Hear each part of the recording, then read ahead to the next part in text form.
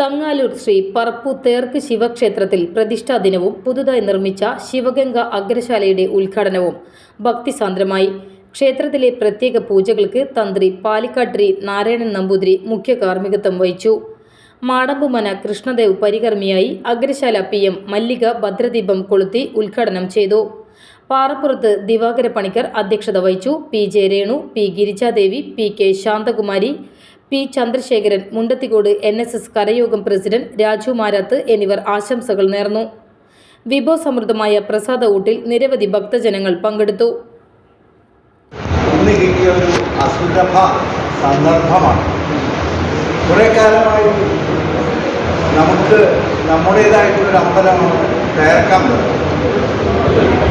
ഈ തേർക്കമ്പലം പാറപ്പുറത്ത് തറവാട്ടുകാരുടെ സ്വന്തമാണ്. ഇന്ന് ഏതമ്പലത്തിനെയും നമുക്ക് വേണ്ടാന്ന് വെച്ച് കഴിഞ്ഞാൽ കൊച്ചി ദേവസ്വം ബോർഡ് ഏറ്റെടുക്കാൻ എപ്പോഴും തയ്യാറാണ്.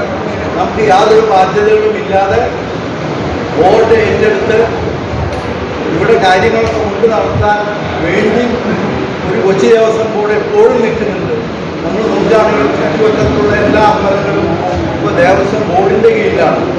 അതായത് വളരെ കുറച്ച് ക്ഷേത്രങ്ങൾ മാത്രമേ ഒരു തറവാടിൻ്റെ അഭിമാനമായിട്ട് സ്വന്തമായിട്ട് നിൽക്കുന്നുള്ളൂ.